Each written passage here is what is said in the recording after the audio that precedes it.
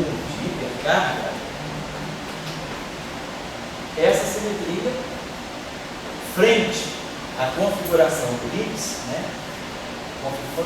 Frente à configuração de ground state do Higgs, ela se transforma nessa simetria. Professor, Então, você sabe que essa simetria, ele não é invariante frente a S2 e o 1, e você nota que ele arresta uma simetria, porque ele respeita o seu que é uma dominação de Gell antigina, né? Exato. Ele respeita a equação de Gell e o gerador principal ali seria a carga eletromagnética. Então você respeita a simetria eletromagnética. Então o Higgs, ele, quando toma o valor esperado do barco dele não trivial, ele faz tudo para deixar no final, para nós, a interação eletromagnética. É isso. Porque nós não queremos quebrar a simetria eletromagnética. Por quê? Porque nós não temos nenhum indício experimental concreto de que a carga elétrica não seja conservada. A gente sabe que as leis de conservação da física são todas testadas. A conservação da carga eletromagnética é testada com uma grande precisão, 26, né, 10 a menos 26. Então, a gente não quer abrir mão da conservação da carga elétrica. Então, por isso, é importante que o Higgs preserve a simetria eletromagnética. É uma construção, vocês entendem? Aonde é que está o início do argumento? Desde lá do início, eu falei com vocês o seguinte: quando nós escrevemos o leite do Higgs, lá do início, nada disso aqui é surpreendente. Isso aqui é apenas uma constatação do que deveria estar acontecendo, porque tudo começou aqui. Quando nós começamos colocando um dublete de Higgs, qual foi a nossa primeira constatação? É um dublete. Então a carga tem espinho isotópico meio. Então o SO2 dele está na representação meio de SO2. Você estaria dizendo que o U é representado na metonina, no laranjano e no grau state. Ele absolutamente passa por tudo. Aí está essa poder é meio critério. Você deve que o Higgs, o que é fundamental da placa é esse U eletromagnético. Quando você ter uma eletrofraca brilhando, sei. é que isso está brilhando. Então, é essa. Você não é de fraca brilhando. Fizesse todas as coisas. Ela me parece que você não estava aí para outros S2 profundos, inclusive o Higgs. Porque essa eletrofraca brilhando, para mim, tem três fenômenos ali juntos. O primeiro fenômeno é que você tem carga diferente de um. Nesse magnético, você vai ter carga diferente de um. Então, esse é um ponto. Depois você tem que ter a variedade, a massa, etc. Então, para mim, essa aqui, ela, na verdade, é o centro da história. E é interessante que aí, por outra via, você acaba metendo, vamos dizer, a ladira, a ladira que está no eu não sei que ponto que as outras coisas, são apenas composições para tentar. O que eu estava dizendo para vocês desde o início, estava claro para a gente, é que tudo tem que acontecer pelo que a gente quer. A gente quer ter uma descrição do eletromagnetismo, mas a gente quer ter uma. Aí a gente percebeu que a interação eletromagnética, a carga eletromagnética, ela desempenha um papel importante na interação fraca. A interação fraca ela não é independente da carga elétrica, ela muda o sabor das partículas. O neutro cai no próton. Então a interação fraca ela se passa por mudanças de carga elétrica. Então a carga elétrica interfere na interação fraca. Então o que a gente imagina é que a interação fraca e a interação eletromagnética elas estejam juntas, né? devem ter uma origem comum, porque a interação eletromagnética, a carga, a informação sobre a carga eletromagnética está muito presente na interação fraca. Então a gente quer construir um cenário teórico onde eu veja a interação eletromagnética junto com a interação fraca. Para a gente, unificação significa, eu sei que as duas são diferentes, Mas eu quero ter uma formulação comum para as duas. Essa que é a ideia da unificação. Eu acho que duas coisas, três coisas que discutem. Então, essencialmente, o primeiro de Marx, que a gente acha que mas agora tem uma mudança de cara. Então, essa desde a gente já chama de prática, a gente já está chamando a questão da quebra da paridade. Porque a gente já sabe que tinha um período de inferno, né? Será que você não tem só para não ficar assim, você tem uma mudança de carga com um foco carregado, alguma coisa do tipo. E esse ele está precisando, o foco carregado aqui no ar, ele está precisando a mudança de carga. Eu acho que isso aqui é isso leva, né? Se você for ver o rendimento vai dar do direito mais o dado do mundo. Então ele mostrou que você pegou um eletrodoméstico, se for além a carga elétrica, ela pode ser transmitida não apenas com o foco, mas com o foco carregado, dado, como você achar. Então você pode, é natural, você tem uma carga elétrica, eu posso transmitir ela com carga zero mais e menos. Isso. E o eletrodoméstico de Marx só faz com carga zero. É bem que não prova, por que não tem mais e menos? Eu estou vendo isso com os critérios para mostrar que essas alterações, elas vão ganhar espaço nos anos 30 e 40.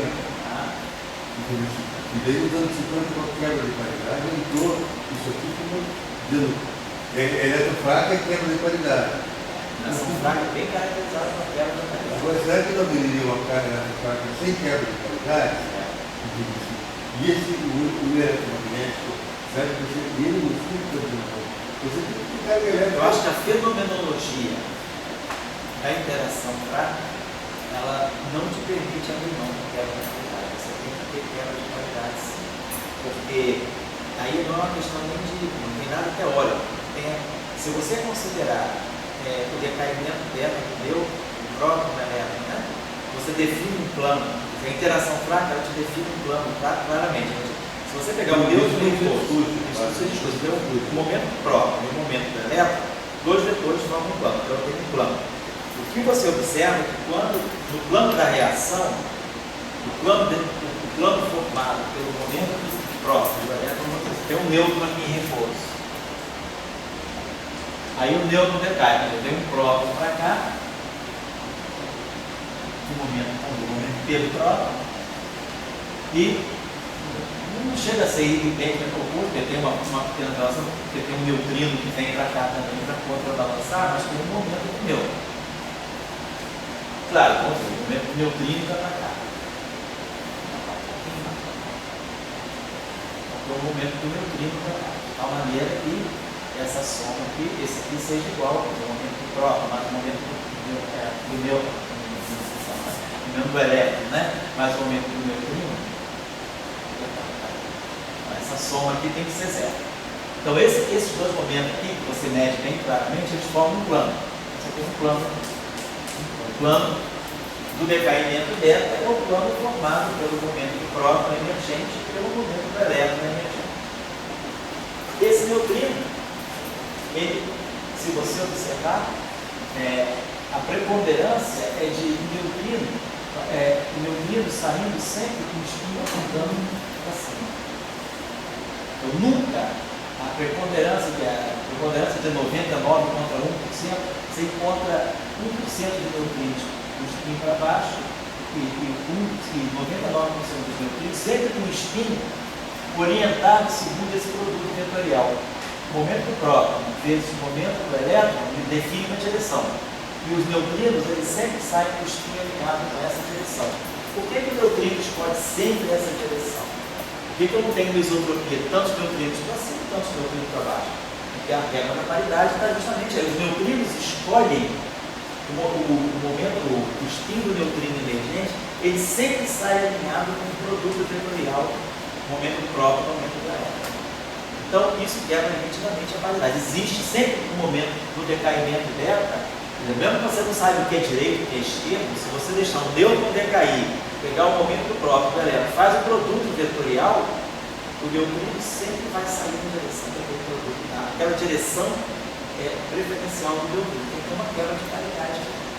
Isso é inegável. Isso é inegável. A coisa que se discute aqui é se você pode ter uma troca de carga. Isso é outra coisa. Aí Sem precisar. Sim, usar certo. Eletrofrágil. Certo. Nós também usamos S2, não foi nem pensando nisso. A gente usou porque a gente pensou. Nessa situação, que a gente sempre pensa, a física deve partir de uma situação simétrica. E a gente deve tentar entender o mundo real a partir, ou o mundo real tem uma certa simetria, ou o mundo real ele desvia de uma situação de simetria. Esse é um ponto de vista filosófico. Então, nós estamos adotando o ponto de vista de que o elétron e o neutrino, eles estão sempre nas reações juntos. Então, eles formam um dublete. Então, eu vou adotar o ponto de vista, mas eles têm massas diferentes. Então, não tem uma situação de simetria. Então, nós vamos adotar o ponto de vista de que o mundo é simétrico. O elétron e o neutrino têm a mesma massa. Mas deve acontecer algum mecanismo físico que distingua a massa do neutrino da massa do elétron. Esse é o ponto de vista de quebra de simetria, de desvio da simetria, vamos colocar assim. Então a gente optou por partir de uma situação de S2, porque tem sempre os elétrons impares. Então deve ter uma simetria S2. Você pode dizer, não para mim não tem simetria S2, tudo é um. Você pode adotar esse ponto de vista, porque você não compartilha desse princípio filosófico. O eletromagnético, para mim, é que é a chave da história. Ele tem que ficar. Esse uso eletromagnético é bem claro em termos da carga de Gelman. Eu estou fazendo delta T igual a 1 a partir da carga de Gelman. Eu estou fazendo agora a carga de Gelman e digo para mim trocar carga. Agora, quando eu troco carga, eu não vou só soltar o sol. Eu vou ter que ter outras partículas transitoras. Agora, aqui nessa história da paridade, ela encobre aqui todos os lados que tem a paridade, entendeu? Mas eu poderia fazer isso aqui e daí resultar. Mas eu acho que a questão, assim, é que a mudança de carga, o primeiro estudo deve ser a mudança de carga. Vai ter que eu dirigir a mudança de carga. O segundo estudo, em quebra de paridade. E daí no terceiro estudo, você fala, agora como é que eu vou botar massa? Ou você bota material, ou bota livro, seja o que for. Mas quando essa coisa está de três estudos juntos, e a gente está tendo a oportunidade de questionar pequenos pontos, né? Por coincidência das coincidências, por exemplo, você de repente se desliga. A simetria ela tira, que não quebra, que é o M. Essa aqui não é coincidência. É uma construção. Eu não posso chegar e dizer, puxa, que legal, preservou o dia, não. Quer dizer, tinha que ser. Eu já fiz, eu estava explicando, eu fiz isso, o modelo, ele não é muito perverso, ele é espertinho. Ele faz aquilo sem você sentir. Quando você vê, você já está dentro. Ele faz o seguinte, no momento, vamos dizer, adotei S2. Por que sai isso? Não é coincidência. No momento que eu adotei S2, vamos partir desse princípio aqui. Aí eu falei, o Higgs tem que estar no dublete. Por que o Higgs tem que estar no dublete? Por causa da simetria S2. Se o left está no dublete e o right está no singlet, e eu quero construir a massa do elétron, o único jeito para isso, invariância S2, é que o Higgs seja um escalar por causa da invariância de Lorentz. E o Higgs seja um dublete por causa da invariância S2. Beleza. No momento que o Higgs vai para o dublete, então nós vemos, se ele é dublete, ele tem o 3 igual a meio. Esse aqui tem meio e esse aqui tem meio. No momento que ele é dublete, ele tem I igual a meio. Hipercarga, o spin fraco aqui. Mas ao mesmo tempo que eu faço esse acoplamento aqui com o Higgs, para ele ser invariante, tipo 1, ele já é para ser dublete, se ele é dublete, respeita a S2. Isso aqui tem carga menos 1, então isso aqui vai ter carga mais 1. Isso aqui tem carga menos 2, do ponto de vista do 1, hipercarga fraca. Então esse cara aqui tem que ter hipercarga fraca mais 1. Então eu já sei, a hipercarga fraca desse cara aqui é mais 1. Isso me garante preservação de SO2, preservação de 1. Muito bem. Então, automaticamente, porque é uma mitidima, eu já sei que esse cara aqui de cima, ele é meio mais meio, então ele tem que ter carga 1, ele é carregado positivamente. E o Φ2 é menos meio, mais meio, então ele é neutro. Então eu já sei, esse cara tem carga positiva e essa componente do Higgs é neutro. Agora, eu sei que o Higgs tem que me dar uma configuração não trivial de mínima energia. Então o Higgs vai caracterizar a minha configuração de mínima energia. Então, olha, nosso Higgs ele vai ter que ter uma configuração de mínima energia. Ele pode estar aqui, ele pode estar aqui, ou ele pode estar em ambas as partes. Só que, se o Higgs tiver essa configuração de mínima energia aqui, significa que o estado de mínima energia do sistema tem carga positiva. Se o estado de mínima energia do sistema, que é o vácuo, tem carga positiva, ele não deve ser, o vácuo deve ser o quê? Absolutamente trivial. Ele não deve ter carga, não deve ter massa, não deve ter nada. O vácuo, na teoria, né, vácuo da teoria eletromagnética é o vácuo mesmo. Então, é o que a gente imagina, né? Seja o vácuo. Então, ele tem que ser neutro. Então, no momento que eu digo, não, a única chance é o Higgs, a configuração de mínima energia do Higgs está toda aqui, porque é que garante que o vácuo é descarregado. Então, quando eu botei essa minha configuração de mínima energia aqui, já está implícito que eu estava sabendo disso aqui. Então, já está implícito que a carga desse é meio, então, que o I3 é menos meio e que o Y é 1. Então, simplesmente, quando eu faço esse cálculo aqui, eu estou simplesmente nas entrelinhas reproduzindo algo que eu coloquei já desde o início. Do momento que você diz, o Higgs tem a configuração de mínima energia do Higgs, tem que ter essa estrutura, você já decretou que a carga eletromagnética é concentrada. Por quê? Porque essa estrutura tem carga eletromagnética zero. Se a carga eletromagnética é zero, automaticamente esse operador aqui reproduz ele da identidade. Então, eu estou só mostrando uma coisa que é consistente. Mas o que nós queremos desde o início, o que é importante para nós, é que a configuração de ground state do Higgs seja eletricamente neutra. Por quê? Porque eu não quero que o estado fundamental quebre a simetria eletromagnética. A simetria eletromagnética ela deve ser preservada também pelo estado fundamental. O estado fundamental eletricamente carregado significa que ele não deve ser tão fundamental. Tem matéria ali, vai ter carga eletrônica. Estou dando intervalo para vocês já. Então nós já estamos a esse ponto. Pode falar. Oi? Esse agora você quer carregar a sua conservada, então isso está com ele. Isso aqui vai ter uma carga que vai. Isso aqui direito a parte direto e a parte do carro. Isso. Conservado. E no vácuo a carga também vai ser conservada. Então o vácuo.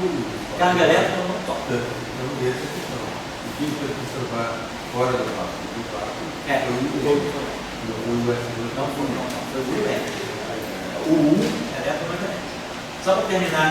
Então, nós já vimos como é que é a configuração do ground state. O que está faltando agora?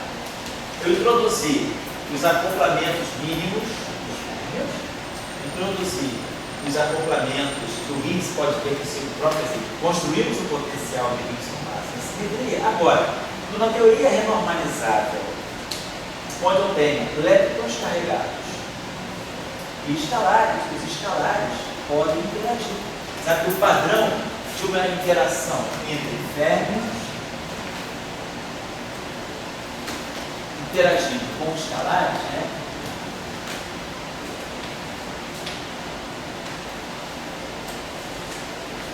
Interação. O padrão de interação é o chamado acoplamento digital. O acoplamento digital é um acoplamento que liga férmions com escalares ou pseudo-escalares. O acoplamento digital pode ser desse tipo.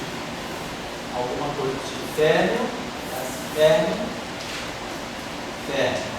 escalar, ou posso ter um acoplamento também, então assim, férmio, algo que pode ser um pseudo-escalar, mas a estrutura é essa, férmio, escalar.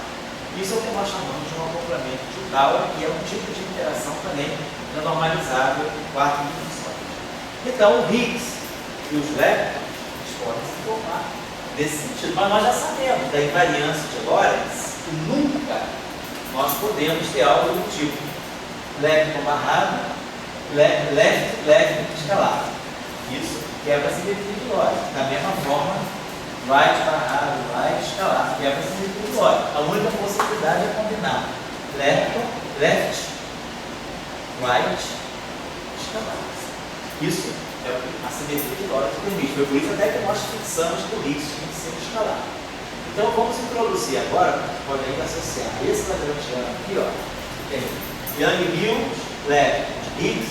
Agora vamos associar também os acoplamentos de cálculo. Nós já temos aqui o pH. Pode falar. Esse lagrangiano, ele tem uma simetria a mais do que você tem algum, né? E outros a mais. Isso, o lagrangiano tem SO2, tem o 1 e tem o eletromagnético, tem tudo. O lagrangiano não perdeu nada. Então, quer dizer, ele tem correntes conservadas a mais que as correntes elétricas. Olhando para o lagrangiano, tem, claro. Tem corrente fraca carregada, conservada. Ele é invariante, se ele é invariante, você tem lei de conservação. Não, ele é invariante sobre SO2, o 1 e o eletromagnético. No 1 eletromagnético ele dá corrente conservada da carga elétrica. Isso. O outro mais pedido. Os outros dá corrente fraca. E o outro das correntes das coisas, as outras várias correntes. Essas outras correntes de SO2 elas vão ser importantes também. Porque na hora de você olhar no lagrangiano, você vê essas correntes conservadas. Quando você sai do lagrangiano e vai olhar para os estados, o que é a conservação da corrente do lagrangiano vai gerar certas relações. Quer dizer, essas correntes conservadas vão gerar relações entre processos físicos. Na teoria quântica vai gerar para você relações entre amplitudes de probabilidade. Certos processos estão relacionados. A amplitude de probabilidade para um processo pode estar relacionada com a amplitude de probabilidade para outro processo por causa dessa corrente. Se a corrente é algo que você vê só no lagrangiano. Nos estados físicos, com aquilo que é a corrente conservada no lagrangiano, nos estados físicos se revela para você com certas relações entre amplitudes de probabilidade. São chamadas de entidades de ordem. Ou de lagrangiano. Fala. Isso que você está falando é matriz S ou não? É matriz S, está ligado na matriz S. Então vamos introduzir agora os acoplamentos de cálculo. Quem garante a corrente elétrica então é o M. Quem garante o eletromagnetismo está todo. Então vamos lá. Com as famílias leptônicas, né? Quer dizer, aqui nós colocamos. Eu acho que a gente tinha colocado. Eu acho que na aula passada a gente tinha, perdão. Só para mudar a nossa notação elétrica, barrado. Aqui eu tinha escrito assim, elétrico. E aqui o elétrico barrado. É a nossa notação, só estou voltando, perdão. Estou só acertando a notação. Então vamos lá. O elétron, ele se acopla com o Higgs, não necessariamente. Cada família de elétron pode se acoplar ao Higgs. Então eu vou ter aqui a constante de Yukawa do elétron. Aí vamos ter aqui, por exemplo, vou colocar assim, o elétron left barrado, o Higgs e o elétron right. Mais, claro, o conjugado complexo disso aqui vai ser conjugar o elétron aqui, aí vamos ter elétron right barrado,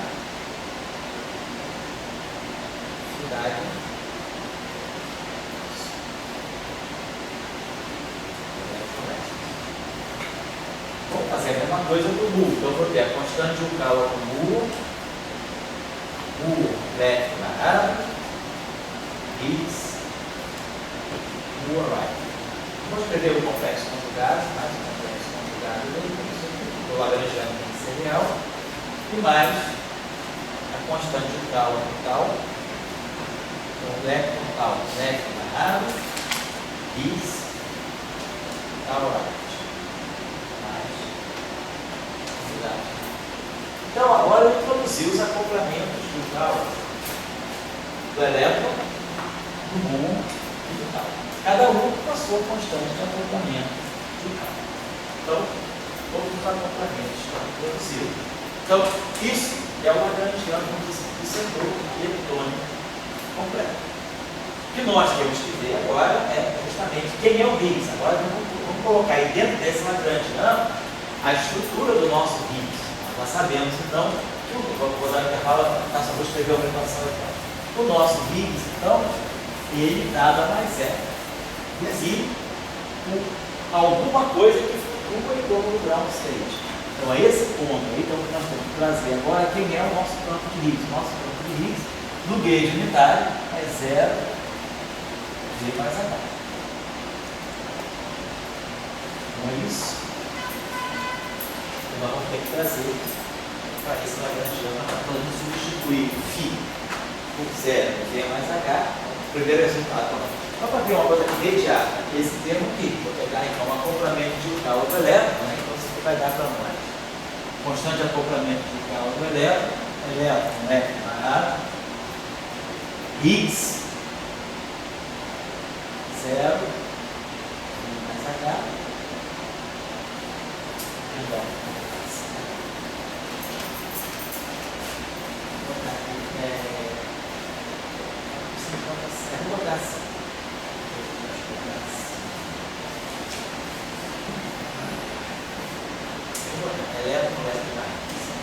Só para lembrar, quem é então o nosso aqui, isso aqui é um dublete. É o dublete associado ao elétron. Quem está aqui é o neutrino, o elétron, né? E o elétron, né? Essa notação para mim, vou colocar isso aqui, né? Lepton, Higgs, light. Isso aqui vai valer o elétron, o nu e o tal. Talvez a notação não tenha sido feita. Vamos colocar assim, vamos colocar assim. Que aqui eu tenho que pensar que é o dublete associado ao elétron. Vamos chamar então isso aqui. Lepton, barrado, elétron. E aí vai ser acoplado ao elétron light. Lepton, nu, barrado, elétron. Vamos fazer assim. E aqui o lepton associado ao tal, né? Lepton. Só para poder lembrar que isso aqui, se quiser, a parte leve é sempre o dublete. Então está aqui. O dublete do elétron leve é o neutrino, não é elétron. Aí aqui tem o Higgs. O Higgs é 0, G mais H. Professor, o Y é as constantes de cálculo? São as constantes de acoplamento do elétron, o mundo, cada família, em princípio, pode carregar sobre. Isso aí é comparar. Por exemplo, simetria de gauge. Isso aqui, se eu colocar esse cara diferente desse, isso aqui varia de gauge separadamente disso. Então, as constantes de acoplamento são todas distintas. Se eu estou fazendo esse cálculo aqui imediato, isso aqui vai ficar 0, isso aqui vai dar simplesmente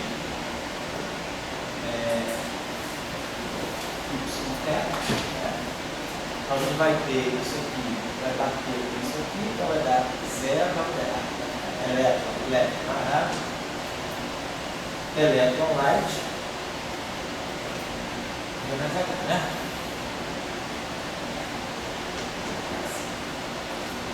Vou colocar só assim.